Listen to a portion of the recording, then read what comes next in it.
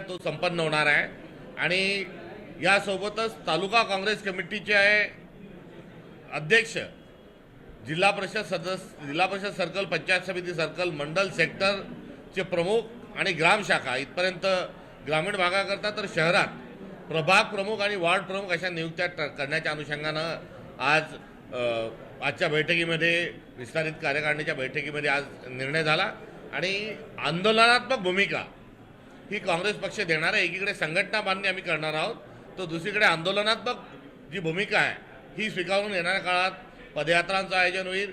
जो इलेक्ट्रिकचा जो मुद्दा आहे, वीज दरवाढीचा, त्या अनुषंगानं आमचे मोर्चे होतील, शेतकऱ्याच्या प्रश्नावर मोर्चे होतील, कायदा सुव्यवस्थेच्या अनुषंगानं आमचे निदर्शनं होतील, युवकांच्या रोजगाराच्या अनुषंगानं देखील आम्ही काम करू, असं एकंदरीत आज रूपरेषा ही ठरवण्यात आली। तुमच्या एका वक्तव्यामधून वाद निर्माण झाला होता, भाजप आक्रमक झाली होती, तुम्ही एक ट्विट करून शिवप्रेमींची दिलगिरी व्यक्त केली आहे, त्याबद्दल भारतीय जनता पक्षाने धचा मा करत असताना अत्यंत गलिच्छ स्वरूपाचं राजकारण केलं आहे। आणि त्यांच्या राजकारणाची जी जुनी पद्धत आहे तीच त्यांनी त्याचा अवलंब केला। आम्ही त्यांना आगामी काळात कुठे सोडणार नाही।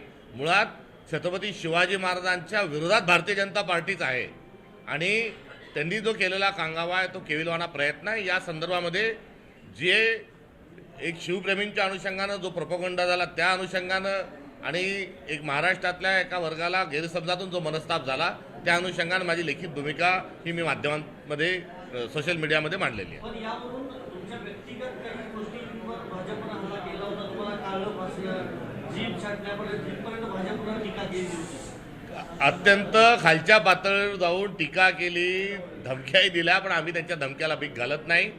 कुठे काल रात्री माझ्या घरी जाऊन त्या ठिकाणी देखील काही व्हिडिओ बनवत असतानाचा खोडसाळपणा केला। राजकारण हे शिवाजी महाराजांचं नाव घेऊन करणाऱ्या असल्या माणसाचा चेहरा किती वेगळा आहे, तर परिवारातील सदस्य, लेखी बाळींना, पत्नीला देखील ते अत्यंत खालच्या पातळीवर बोलतात, हे अत्यंत चुकीचं आहे, संतापजनक आहे। मात्र हा भारतीय जनता पक्षाची एकंदरीत मोटस ऑपरेंडी आहे।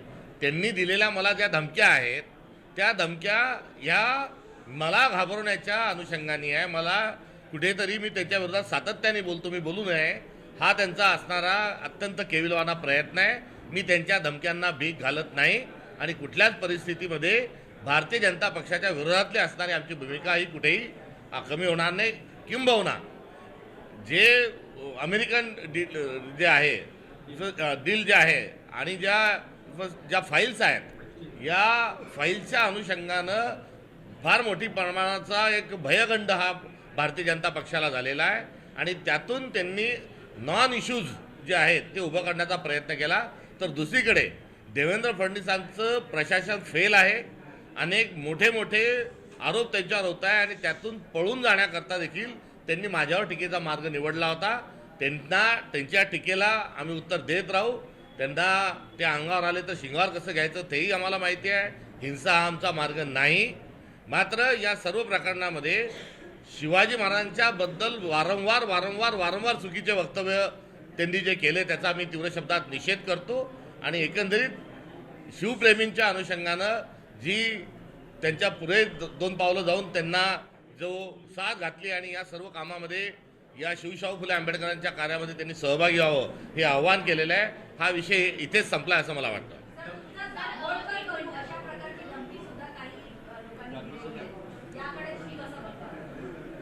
दाभोळकर हेही सांगितलं, त्याचं काही नवीन नाही आणि दाभोळ काय ते माझा पानसरे पण करतील, कारण पानसरेंनी कोण होता, शिवाजी कोण होता ही भूमिका मांडली म्हणून त्यांचा पानसरेंचा खून झाला। आता शिवाजी महाराजांचे जे शिवभक्त आहे आणि शिवाजी महाराजांचं नेमकंपणाचं कार्य जे पुढे घेऊन जातात ते यांच्या अडचणीचं आहे आणि त्यांना संपण्याचा घाट हा भारतीय जनता पक्ष घालत आलेली आहे आणि जे अनेक उदाहरणं ही यापूर्वीच अधोरेखित झालेली आहे। यामध्ये माझ्यासारख्या माणसाला अशा प्रकारच्या धमक्या देणं म्हणजे कुठेतरी घाबरवण्याचा प्रयत्न आहे। किंबहुना जर अशी वेळ आली तर त्या वेळेला सामोरे करण्याकरता, या वैचारिक करण्याकरता मी तयार आहे।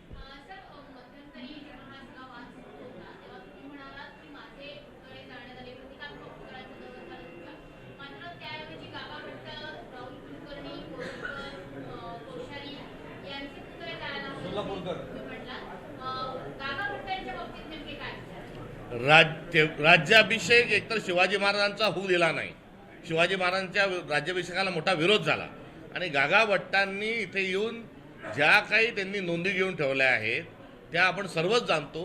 त्या गागा भट्टांनी काय काय केलेलं आहे आणि काय विचित्र पद्धतीचा त्यांनी त्या ठिकाणी उल्लेख स्वतः केलेला आहे हे आपण जाणतो. त्यामुळे संकेताचा भाग म्हणून ते नेमके काय बोलले, कसे बोलले हे या खोलात न जाता आपण शिवाजी महाराजांचे सर्व अभिमानी लोक आहोत, त्यांचा आपल्याला स्वाभिमान आहे.